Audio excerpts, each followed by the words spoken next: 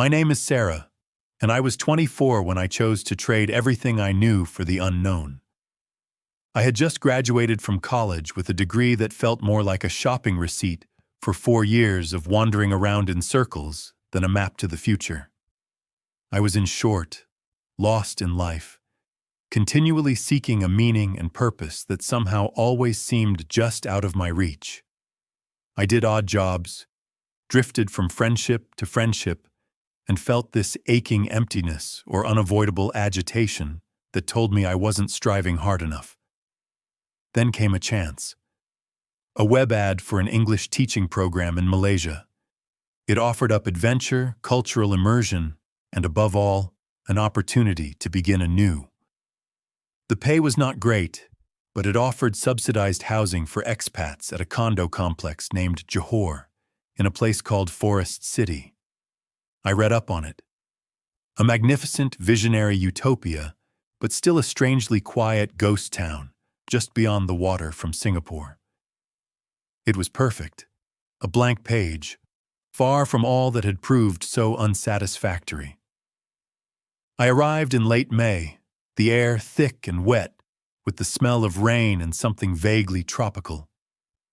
My condo was on the 17th floor, fresh and bare, with a small balcony over a sea of identical, largely unoccupied buildings, and beyond those, the glint of the Johor Strait. It was peaceful for the first couple of weeks. I'd spend the day teaching eager students and strolling through the surprisingly empty streets of Forest City. I spent my evenings on that balcony, watching out over the lights of Singapore, with the constant hum of crickets and a gentle breeze filling the air. The silence was undoubtedly the spookiest aspect of it, but I reveled in it. It was as if it was the peace that I had been lacking, a still backdrop for my inner journey. And then, one Tuesday night, with dusk tinting the sky with bands of purple and orange, I caught sight of him. I was watering a small plant in a pot on my balcony, humming to myself, when my eyes drifted across to the opposite building, maybe 100 yards away. On a balcony that was the twin of my own, a man stood. He was tall, wearing dark attire, his frame only a shadow against the coming dusk. Yet even from that distance, I could sense his eyes upon me. He wasn't moving at all, simply standing there with his eyes fixed straight ahead. I waved it off. A neighbor, I thought to myself, out taking in the night air. But then he didn't move, not even a fraction of an inch. For an entire 5 minutes, while the sky went completely black and the city lights began to flicker on, he was a statue of black, a motionless bulk. The whisper of a shiver took its place along my spine. Over the next few days, it became an unsettling routine. Every evening, just as the sun began to dip, I'd catch him. Sometimes, he'd be on the same balcony. Other times, he'd be in a different window, several floors up or down, or in a completely different building, a block or two away. But always, he was there, always staring directly at my condo, never moving, never acknowledging. His face was a mask of nothingness even when I strained to discern features through my binoculars, and it was as though he wanted me to see him, as though fear was the goal. Being watched became my shadow. I stopped going out to the balcony. I kept the curtains shut even during the day, with the sensation that I was being observed. I rationalized that it was some kind of joke, or that I was slightly mad with the isolation. But the explanations grew feeble in the presence of the festering, crawling feeling of apprehension that took up residence in my stomach. Then, the sounds started. One late night at 1:21 a.m., I was awakened by the noise of a light, rhythmic tapping. Not the wind, somebody tapping on the glass with fingers on my living room window, my heart racing against my ribcage. I picked up my phone, my hands shaking, and crept towards the window. I moved the curtain just enough to peek through. Nothing. Just the vast blackness of the Malaysian sky, the streets empty below, but the tapping went on. A few nights later, I was in the kitchen making tea when I heard someone walking. Not loud, but distinct, followed by a creaking sound of grinding door hinges coming from the spare room. I froze, holding my breath. My condo was small, and I was alone. There was no one else in the apartment. I could have sworn I felt the presence of someone standing on the other side of the door, waiting. My apartment wasn't big, so checking each and every place a person might hide didn't take long. I checked the bedroom, the bathroom, and the closets. Nothing. Every door and window was locked. It made no sense. My mind started playing tricks on me.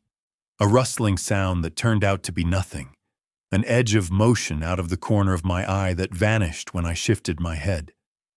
The thermostat would suddenly drop a few degrees, causing a cold pocket in the middle of the living room, a jarring contrast to the hot air outside. One afternoon, I came back home to find the door ajar, yet I remembered locking it. I spent an hour ripping everything to pieces, calling the building manager. They came, had a quick look around, and said there was no evidence of forced entry.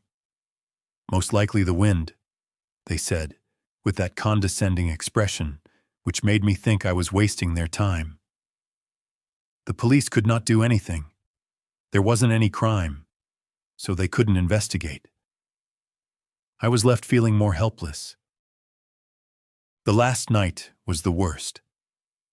The quiet of the condo, once a comfort, had begun to come apart at the seams, replaced by an unsettling stillness. I was packing my bags, attempting to convince myself that once on the plane, it would all be over. I had left my bedroom door ajar for ventilation, and I was leaning over my suitcase on the bed when suddenly an overwhelming sense of fear washed over me. The atmosphere in the room became heavy, the silence growing until it seemed almost suffocating.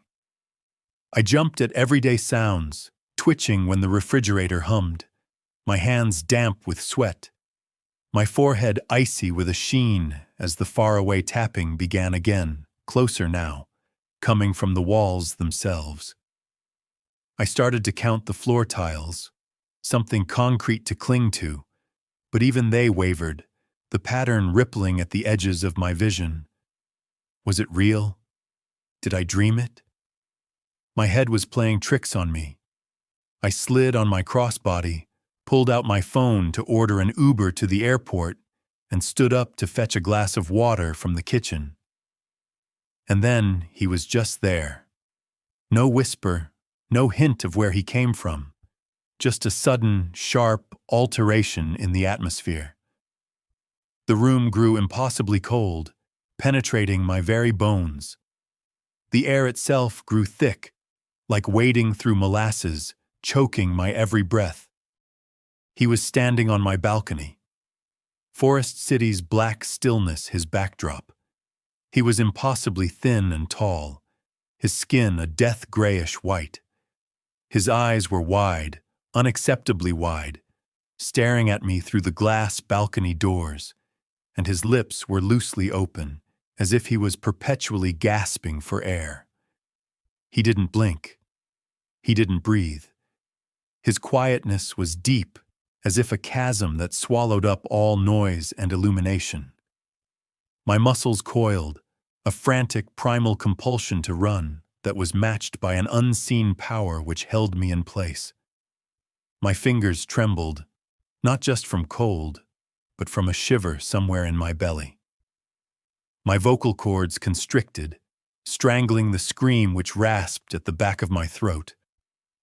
I couldn't breathe.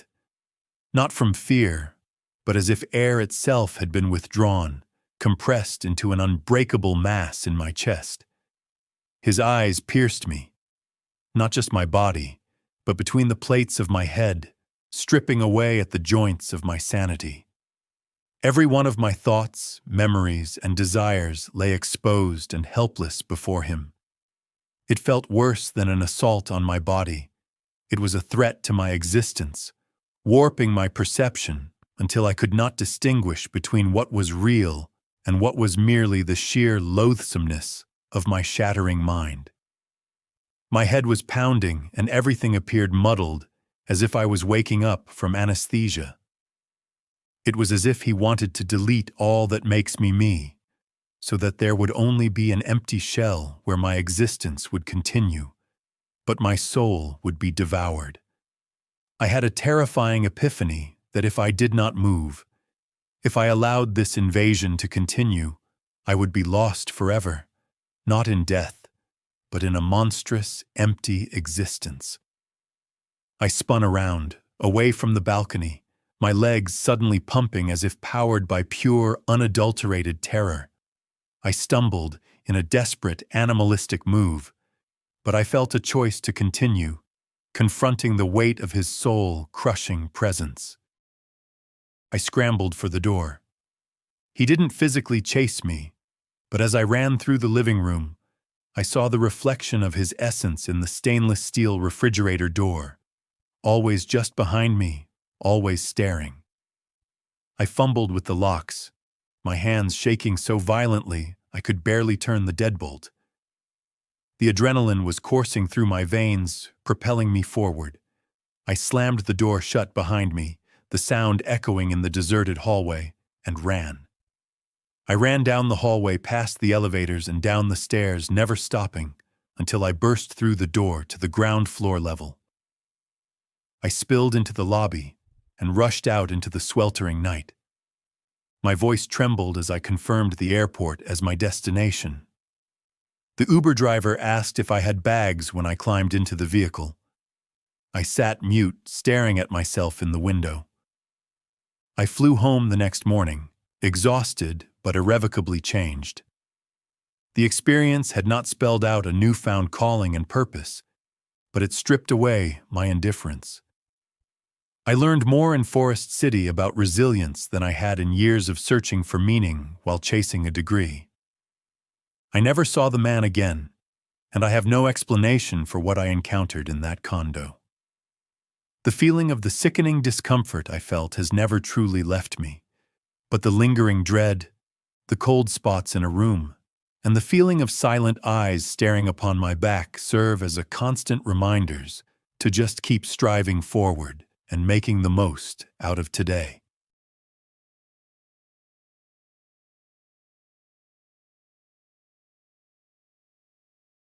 The stale popcorn smell clung to my clothes, a salty sweetness that usually meant a good night out with my wife, Sabrina.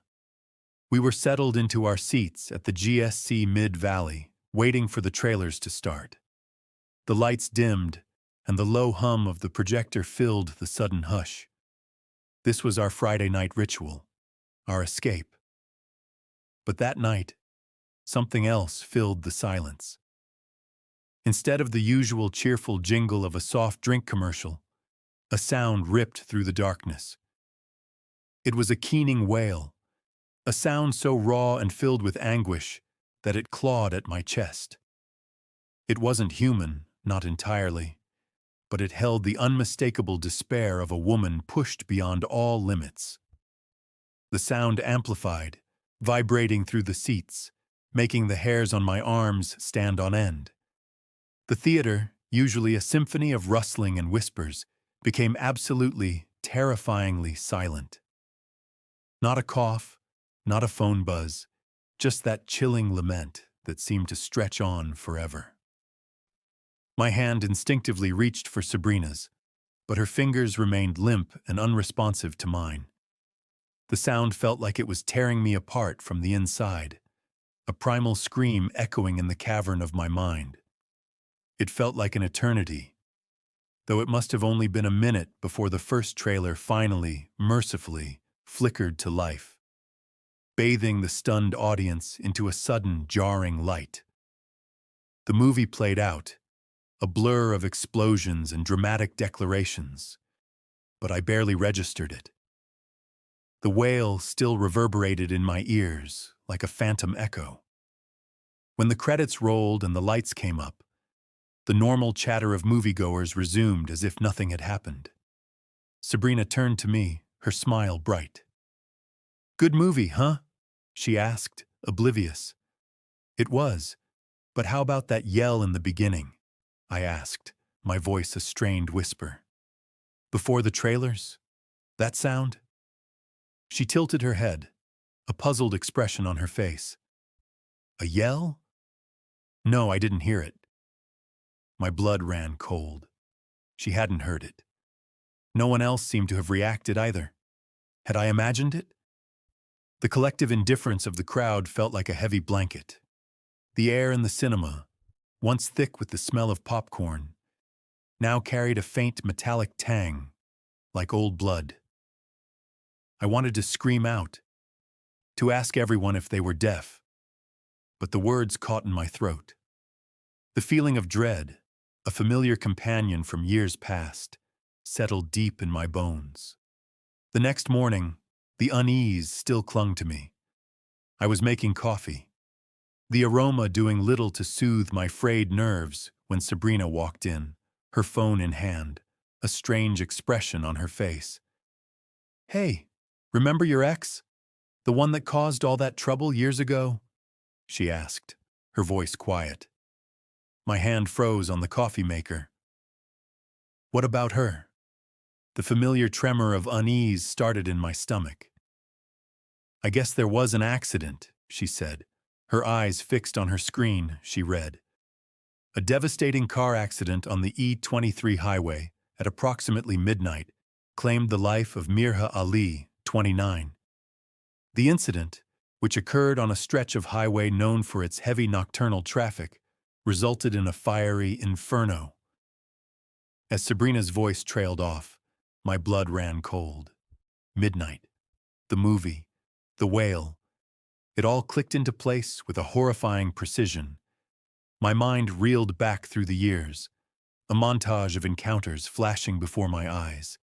The Lotus Mutiara, my mother's house outside my work, the pacing and chain-smoking, the police officers arriving by chance, the family friend who'd scared her off. The coffee machine hissed, jarring me back to the present, the smell of brewed coffee filling the kitchen. It couldn't be a coincidence. My ex, the woman who had haunted my life for years, the one whose presence always brought with it an air of doom, was gone. And at the exact moment, I heard that unearthly scream that pierced the darkness of the cinema. The cup in my hand trembled, hot coffee sloshing over the rim. It couldn't have been just a coincidence. The connection was terrifyingly impossible. Days turned into weeks, but the memory of that night, and the news that followed, gnawed at me. When we broke up, it was all very dramatic. She boarded a bus heading across the country and sent a long text message ending with the line, "This is not goodbye." And at the time I responded, "It is. Good luck." And now, every time I closed my eyes, I heard that wail, sharp and desolate. Sabrina remained oblivious, attributing my quietness to stress. But I knew. I felt it, in the deep-seated chill that settled in my bones whenever the house was too quiet, whenever a shadow stretched too long in the corner of my eye. One evening, I was alone in the living room, the city lights painting faint patterns on the wall. A sudden cold draft swept through the room, even though all the windows were closed. Then a faint but unmistakable whisper seemed to brush past my ear. It wasn't words, just a breathy, drawn-out sigh, laden with sorrow and something else like a lingering resentment that coiled around me. I spun around, my heart pounding, but there was nothing there. Just the silence of the empty room and the chilling certainty that she still was not truly gone. Not yet. Not while her echo still haunted the edges of my waking world.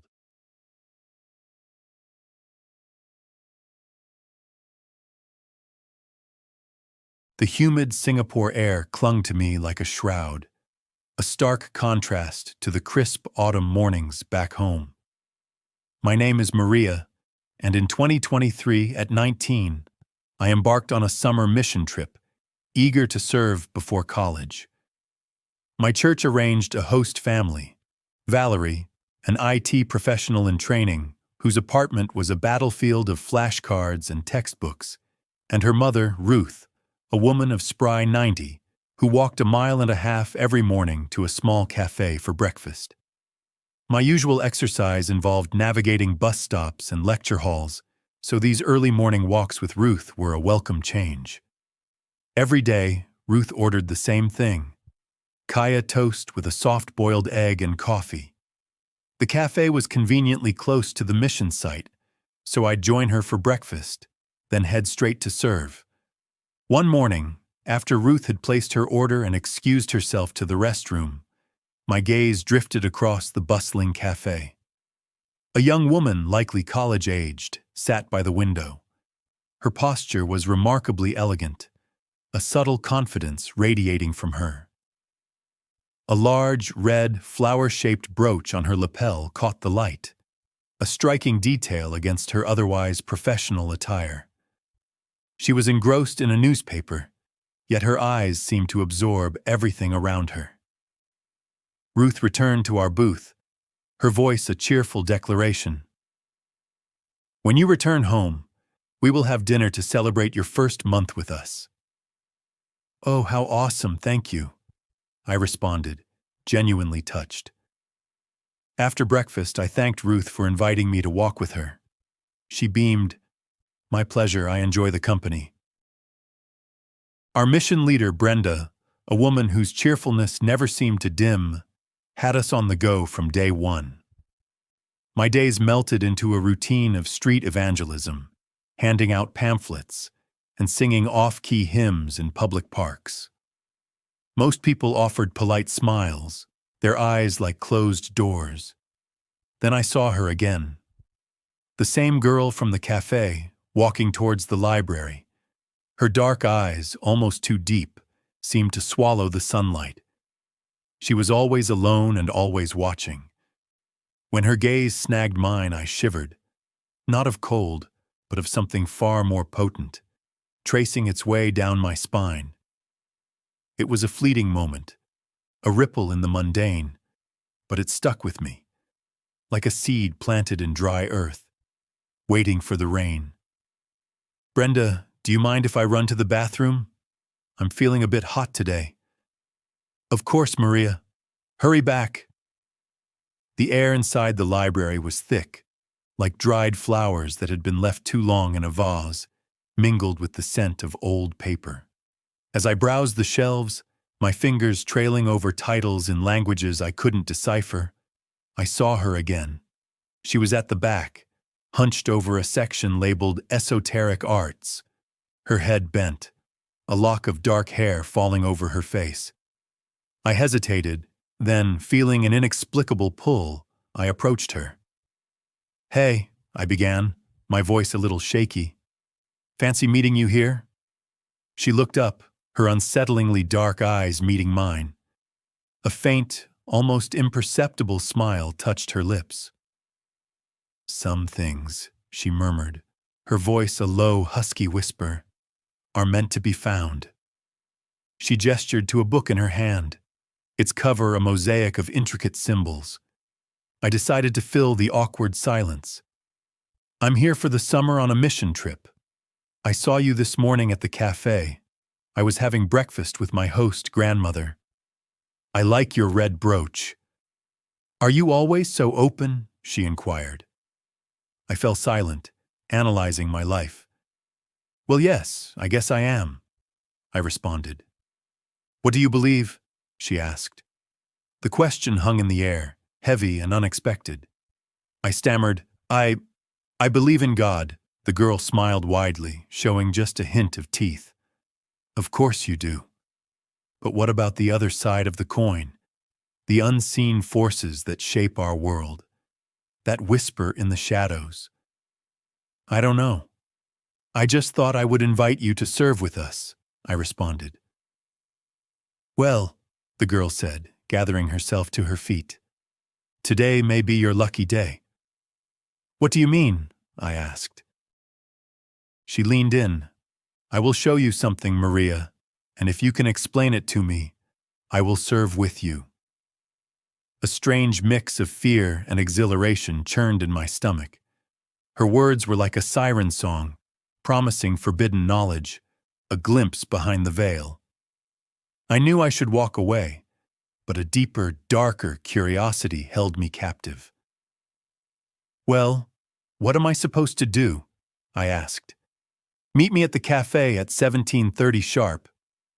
But I'm supposed to meet my host family for dinner, I said. Creation requires destruction, and don't forget to bring your God, the girl said before brushing past me. I sat in the diner feeling guilty when I saw the girl arrive at the cafe on a scooter. She pulled up next to the cafe, removing her helmet. Hello, Valerie. We are staying late to clean the mission building. I may be a bit late for dinner. I sent the text. Okay, be safe, Valerie responded. Looking back up, the girl hadn't come inside. She was looking through the contents of her backpack, standing beside her scooter. I decided to go out to meet her. Hello, I am here. How are you? I said gingerly. Hop on, we have to take a drive, she ordered, never looking up from her backpack. Her voice a low thrum that vibrated in the humid air. I stared at her scooter, its dark frame gleaming faintly under the evening sky. It didn't feel like just a scooter anymore. It felt like a two-wheeled omen, a ticket punched straight to the infernal unknown, and I knew, with a chilling certainty, there would be no coming back. You know, I don't even know your name, I said, concerned. The girl sighed, looking up at me. Listen, I have prepared a place for us. You can call me Guadalupe. Get on, last chance. I took the helmet from her and mounted her scooter. She took her backpack and put it on me before mounting the scooter in front of me. The scooter sputtered to life with a cough and a cloud of exhaust. Guadalupe drove onto the bridge leaving Singapore, the signs pointing us towards Forest City. I watched Guadalupe's knuckles grow white gripping the handlebars. I clenched tight as I folded my arms around her waist. She swerved onto the main boulevard of Forest City, a place that felt less like a city and more like a ghost town. Towering apartment blocks, once gleaming monuments to ambition, now stood silent and empty, their windows like vacant eyes staring out at the overgrown streets. Vines, thick as pythons, snaked up concrete pillars, reclaiming balconies and creeping into what were once opulent penthouses. The air, heavy and humid, carried the scent of damp concrete and wild jasmine, a strange blend of decay and stubborn life. We zipped past a deserted shopping mall, its grand entrance choked with weeds, a faded grand opening banner flapping mournfully in the faint breeze. A discarded child's bicycle lay on its side, half buried in sand that had drifted in from the nearby coast. The silence was the most unnerving part, broken only by the hum of the scooter and the occasional distant cry of a bird. It was a silence that swallowed sounds, making the scooter feel too loud and fragile. Paradise, abandoned. We passed a fountain, its basin cracked and dry, filled with fallen leaves instead of water. A forgotten billboard, advertising luxury condos, showed smiling families enjoying a life that never materialized. The faces on the billboard, perpetually cheerful, seemed to mock the desolate reality around them. Every turn revealed another empty street, another silent building, each one a testament to a future that had simply vanished. Guadalupe leaned the scooter into an empty alleyway leading to the rear entrance of a condo skyscraper, a door propped open with a wood pallet. I hope you brought your walking shoes, Guadalupe said. The air of the penthouse suite was heavy, smelling of damp earth and something acrid, like burnt offerings. The door, when Guadalupe pushed it open, creaked inward with a groan that seemed to echo throughout the empty suite into the night. Inside, the living room was transformed. The windows were draped with thick black fabric, plunging the space into an unnatural gloom. Candles, thick and gnarled, flickered around the perimeter of a crudely drawn circle on the wooden floor. Strange, geometric symbols were scrawled in chalk, glowing faintly in the dim light. The book from the library sat open on the floor. The air was thick with the scent of burning herbs, their perfume cloying and suffocating. Guadalupe stood in the center of the circle, clad in a dark, flowing robe she removed from her backpack. Her face, usually so reserved, grew alive with an almost manic energy, her eyes gleaming in the candlelight as she began to light more candles in preparation. Her voice was a low hum that vibrated through the floorboards.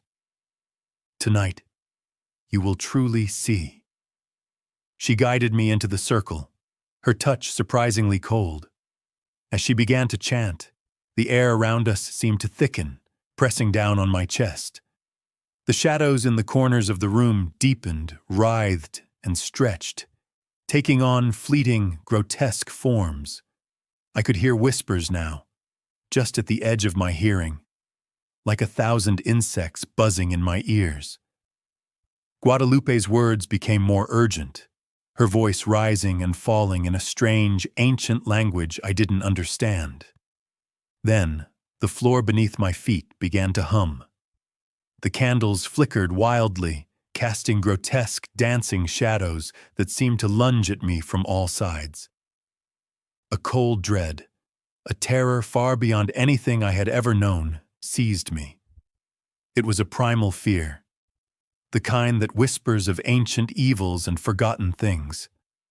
I wanted to scream, to run, but my limbs felt like lead rooted to the spot. Suddenly, a wisp of shadow detached itself from the wall, coalescing into a form that defied logic. It grew tall against the wall with eyes that glowed with a malevolent, hungry light. It didn't have a mouth, but I heard a sound. A rasping whisper that clawed its way into my mind, whispering my name. Maria. I collapsed, my knees giving out, my breath catching in my throat. Guadalupe, her face contorted in an expression of chilling ecstasy, simply watched, a triumphant smile on her lips. "Welcome," she hissed, "to the real world." The ride back to Singapore was silent. Guadalupe dropped me off at the cafe. Before departing, she stared at me with those same dark, consuming eyes. "Farewell, kind Maria. I will be with you forever now." I ran home. Valerie and Ruth looked worried upon my arrival.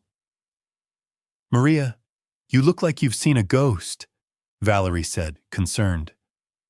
"No, I've just been running. Sorry I am late." "No worries," Ruth said, examining me. "Dinner is still warm." That night, sleep became a luxury I couldn't afford.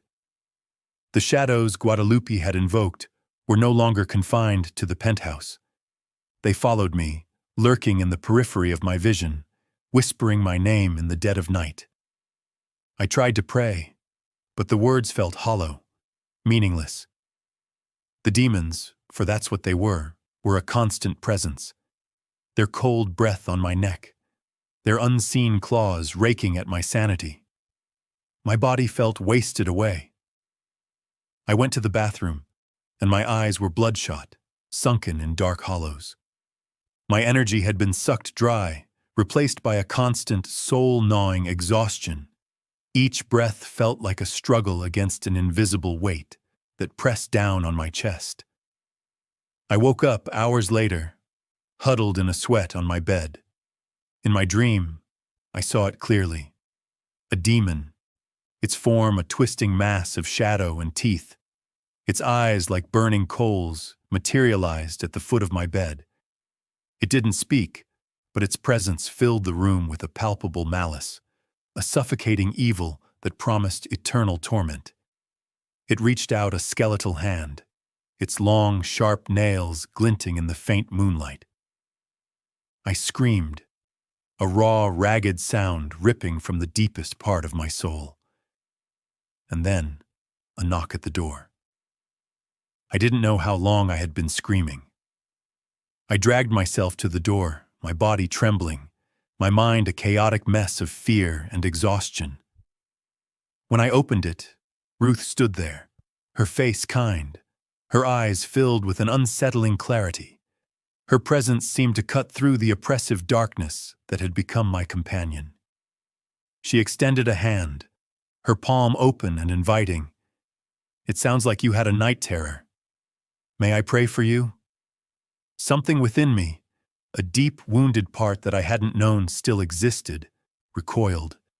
The whispers in my head screamed at me to slam the door, to send her away, to cling to the familiar agony. But another part, a tiny, flickering spark, yearned for release, for something, anything, to break the chains that bound me. I nodded. She stepped inside, and as she did, a warmth, gentle yet profound energy seemed to radiate from her. She began to pray, her words simple, direct, speaking of love, of forgiveness, of a light that could pierce any darkness. With each word, I felt a tearing sensation deep within me, as if invisible claws were being ripped away from my heart. Tears, hot and abundant, streamed down my face, washing away my fear, guilt, and despair, a painful but necessary purge. The whispers in my head began to fade, replaced by a quiet hum, a growing sense of peace. When she finished, she looked at me, her eyes filled with compassion. "Sleep well tonight, my child." I climbed back under the covers of my bed, the weight of the evening lifting from my shoulders. It was as if an invisible chain that had bound me for so long had finally shattered, clattering to the floor, leaving me free. For the remainder of my stay in Singapore, I never saw Guadalupe again. And while the terror she inflicted left scars deeper than any physical wound, a strange, undeniable truth emerged from the ashes of that fear. She had ripped back the veil, exposing a reality I had only vaguely, abstractly understood. She had forced me to confront the existence of not just evil, but its counterpoint, a profound, undeniable good. Before Guadalupe, my faith had been a comforting blanket, warm and familiar. After her, it became a blazing fire. The whispers of malevolence, the suffocating presence of that shadow, had, in their own twisted way, confirmed the very foundations of what I believed. If there was such palpable darkness, then there had to be an equally potent light. Guadalupe, in her desire to showcase her power, had inadvertently shown me the undeniable conflict, the eternal battle between light and darkness. Her chilling demonstration wasn't just about what she could conjure. It was about the universal truth that all of us, every single soul, will ultimately be made to pick our side. And in that terrifying, transformative moment, I knew which side I was on.